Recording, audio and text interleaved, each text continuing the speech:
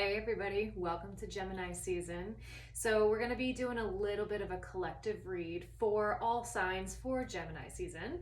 So a little bit about Gem is that this is really a time of cognitive expression and expansion. And this is really about looking at all aspects, all sides of the coin.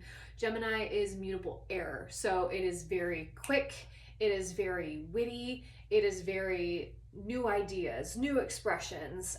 So this is really a time that you may get a lot of claircognizant downloads, a lot of information coming through in the headspace. I'm seeing the Ace of Swords as I am talking about this. So there's a lot of new ideas that may pop in your head. So having a journal nearby is going to be really helpful for the season, because as we move into Gemini and then moving into Cancer season, it's really going to be about moving from the head down into the heart. So this is really a time to take stock of those inspirational ideas. So we're going to pull some oracles and see where we're at with Gemini season. I'm pretty excited. I always love this time of year. I love Gemini season, moving into Cancer season, moving into Leo season. Things are just vibrant and warm. So a lot of you also may be feeling like there's new things coming for you. So right off the bat, we have Be Strong, Sekhmet. So it says, you are stronger than you think you are, and your strength assures a happy outcome. And then we have Easy Does It. There is no need to hurry or force things to happen. Everything is occurring in perfect timing. So it feels like some of you guys are working on something on the sidelines, and you're being called to really have faith and tap into your inner strength and inner reserves to know that you can get this done. So, Spirit, what else do we have for the collective? We have the Observer. And then another one wanted to flip. Dare to Dream. Cool. Okay. I love this. Gemini also really reminds me of Hermes.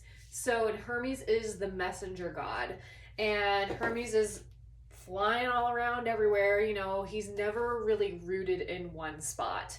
So I really feel like a lot of you may be trying to do multiple things at one time.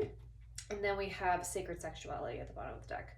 So this is really about understanding and really sitting with, how are these ideas wanting to be expressed? And how are we really going to act on them if we want to act on them? So this is a really big time to be observant of your thoughts, of your ideas, and see if they can really be implemented into your life to bring about abundance and really help uplift your life. One wanted to fly out. 9 of Cups. I love that. This is the Wish Come True card. So I feel a lot of you are really focusing in on your abundance and focusing in on how you can bring more of it to you. So a lot of you are co-creating with the divine right now, whether that be through mentors, through starting your own businesses, moving towards things that really light you up. I also see here closing out cycles to be able to have more space and more energy. God, this is an amazing reading. The Sun, oh my gosh, you already have 3 major arcanas on the table. So, the Tower. Okay. Yeah. Definitely wrapping up a cycle here and letting things fall to the point of, I don't feel like you are resisting this tower anymore. This really feels like a divine tower moment, and allowing yourself to release the resistance of trying to hold on to things that are not serving you anymore. And it doesn't mean that that part of you isn't still resonant. It just may not be as prominent for this next chapter that you're moving into. And then we also have the Two of Wands, and then the Three of Cups wanted to come out with that. So, and then we have Five of Swords at the bottom of the deck. Okay, so I really feel like you guys are moving out of a Five of Swords, an anxiety period of your life.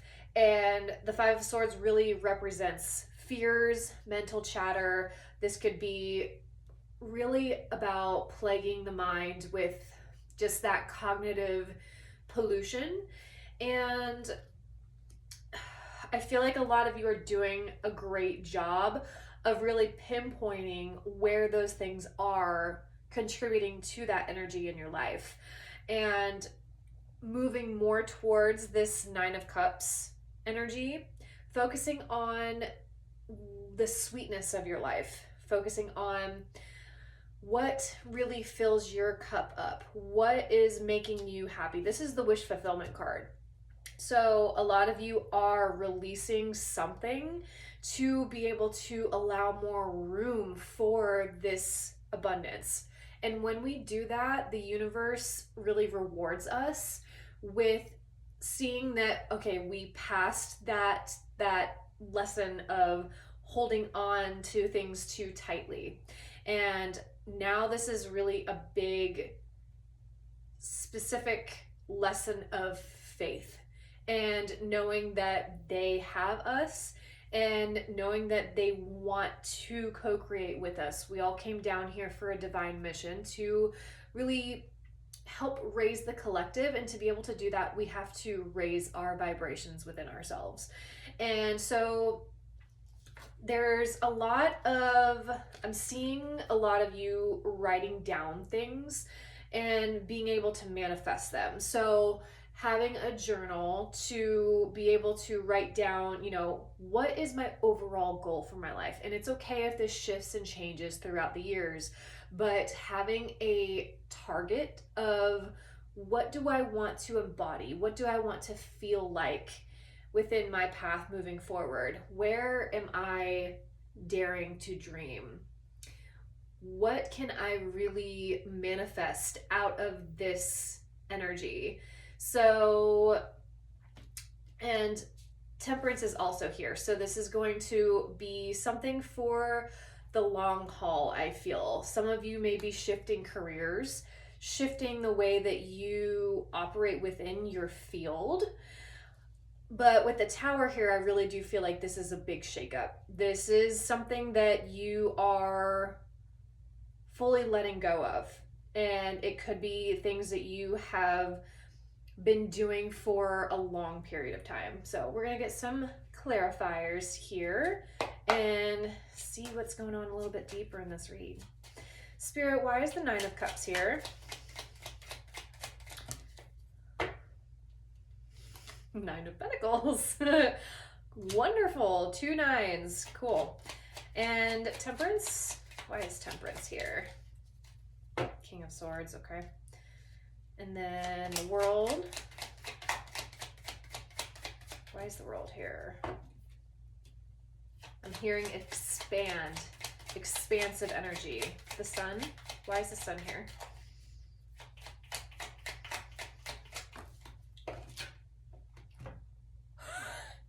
The Sun, clarified by the Sun. I have no words. No words. How they're like, we said what we said. It's just happiness. Focus on the happiness. Oh my gosh, this reading.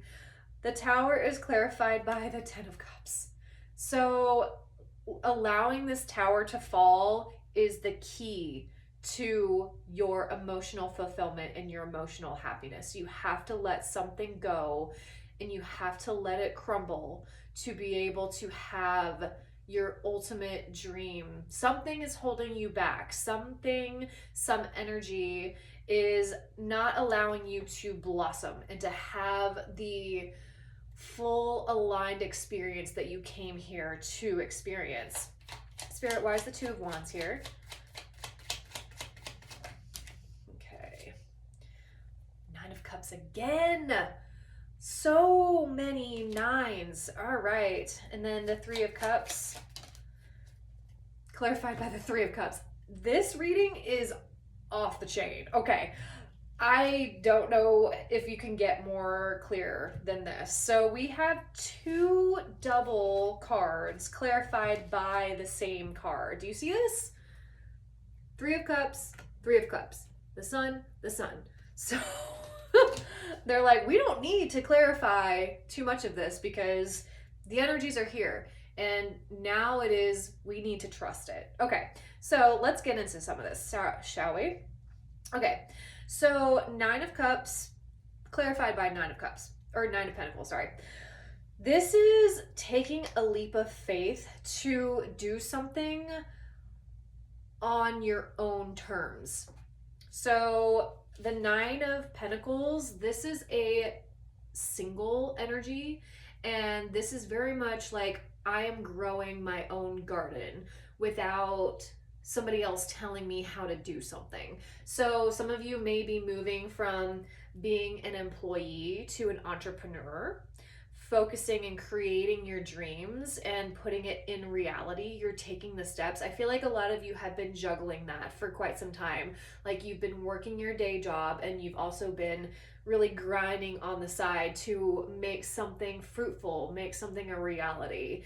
And now they're asking you to have a leap of faith, to, even if you don't have all of the answers, you have created this beautiful nest. You've created resources for you to be able to be ready for the universe to catch you if you feel like you are going to fall. And that is a really powerful place to be. And this is going to take courage. This is going to take strength. This is going to take ultimate faith to be able to move into something that you don't have all of the logic information on. Remember, we rise when we do things. And I feel like a lot of you are going through identity shifts and identity, you are starting to expand into new territories to really pull into your identity, and you're embodying those energies. So with the Temperance and the King of Swords, I feel like this is a lot of strategy. This is a very strategic pair. So some of you are probably strategizing how you're going to pull this off, how you're going to move forward, and how you're going to make this work for the long term. And taking a